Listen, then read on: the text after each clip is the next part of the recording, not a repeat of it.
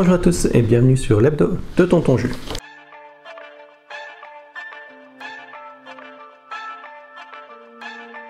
Alors ici on va commencer par malheureusement un petit abandon et ça peut surprendre par rapport au dernier hebdo que j'ai fait, mais j'ai abandonné The Will of the Many par James Ellington. J'étais hyper optimiste la dernière fois, mais au final c'est pas passé. J'ai adoré les 15 premiers pourcents, j'ai absolument adoré. Malheureusement par après on retombe un peu trop dans les codes de la fantasy young adult, donc on va avoir un héros hyper compétent qui va réussir là où d'autres personnages, d'autres personnes qui ont plus d'expérience et qui en théorie auraient dû réussir ne vont pas réussir. Et donc on a un peu cette mise en avant du héros qui parfois n'est pas vraiment vraisemblable à ce niveau-là. On a parfois des personnages qui ont des compétences quand même assez spécifiques, et assez avancées aussi, dans le sens que c'est encore une fois c'est des choses qui ne paraissent pas hyper vraisemblables quand on commence à analyser un peu le fond, et des choses au point de vue world building là aussi où il faut pas trop y penser, parce que si vous y pensez, tout s'écroule un petit peu. Et donc du coup c'est beaucoup trop young adult pour moi.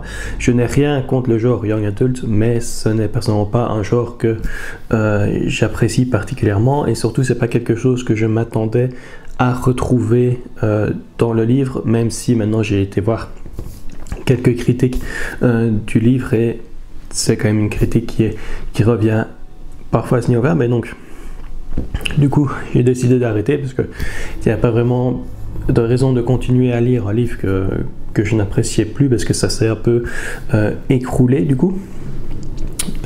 Et donc j'ai quand même continué alors avec La Roue du Temps tome 3 de Dragon Reborn. Pas continué beaucoup, mais j'ai quand même avancé.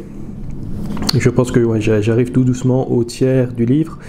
Je suis un peu lent à lire, j'ai du mal un peu à me concentrer dessus. J'avoue que c'est pas vraiment le type de livre que j'ai envie, que je suis d'humeur à lire pour l'instant, tout simplement parce que c'est quand même assez lent à se mettre en place. Souvent ça vaut le coup, mais c'est un peu lent à se mettre en place. Par contre, ce que j'aime bien, c'est au niveau de la structure. Il me semble beaucoup mieux structuré que les autres, parce qu'on a donc c'est multi-POV, on a plusieurs points de vue, plusieurs personnages, et ici j'ai vraiment l'impression qu'on passe quand même beaucoup plus de chapitres. Ici donc je suis au chapitre 20, donc j'arrive tout doucement au tiers du livre, et voilà, globalement c'est le troisième personnage, c'est le troisième point de vue que j'ai ici dans le livre. Donc on passe vraiment beaucoup plus de temps avec chaque personnage, on a plusieurs chapitres qui s'enchaînent avec le même point de vue, et on a chaque fois en fait l'arc ou le morceau d'histoire du point de vue de ce personnage là. Je trouve ça que c'est un peu mieux structuré que dans les deux tomes précédents. Donc celui-ci, j'espère quand même le finir au mois de juin. Et alors j'ai aussi commencé celui-ci, je l'ai commencé hier, Gene Wolfe, The Book of the New Sun, volume 2.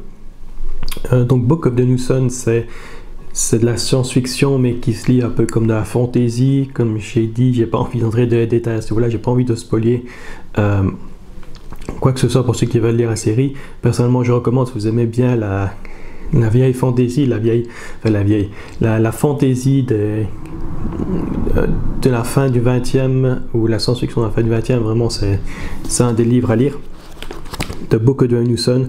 Mais comme je l'ai dit, donc ça a été édité en 4 livres, mais ça forme vraiment qu'une seule longue histoire en réalité.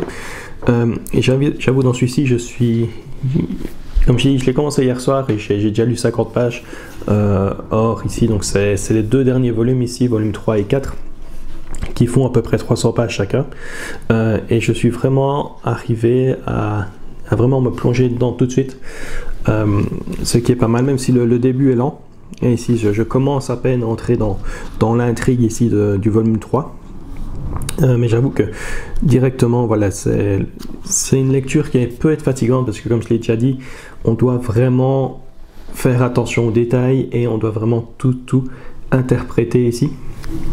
Ça va, donc il faut vraiment lire ça de manière éveillée et concentrée. Mais comme je dis, je suis vraiment arrivé à entrer dedans assez facilement, et j'avoue que je suis assez motivé à le continuer. Donc j'espère pouvoir lire ici donc le volume 3 cette semaine.